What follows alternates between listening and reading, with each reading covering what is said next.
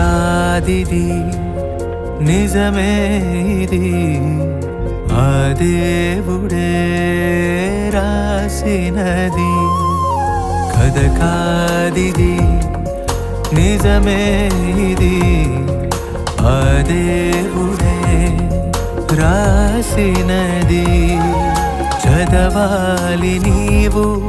ఆ దేవుని పుస్తకం బడిలోని చెప్పని సృష్టికర్త పుస్తకం పరలోకము నుండి పంపబడినది